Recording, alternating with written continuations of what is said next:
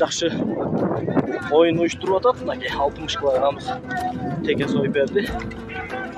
Sapan polvan Kurmanbek üstün Çorniy kov vuradigan cho'ntoq atında çok bakayla o'rnidagi.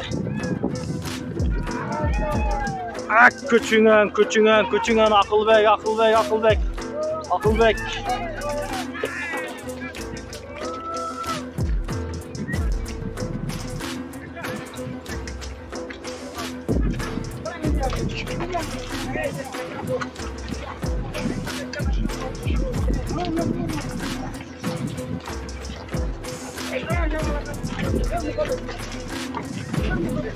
Atın başını bunlar geldi.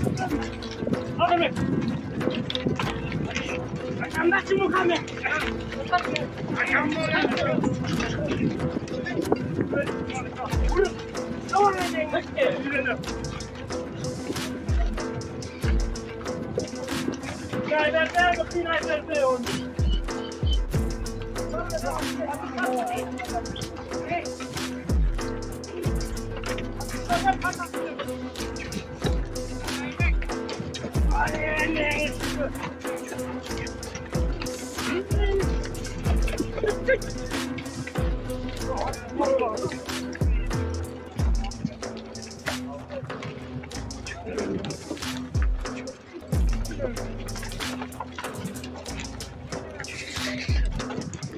Koy ver.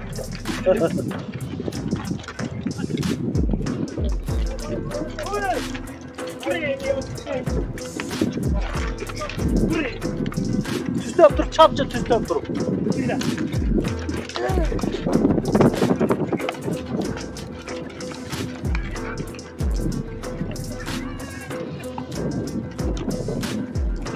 Kurmanbek, Muhammed oldu, Muhammed. Ha maşallah.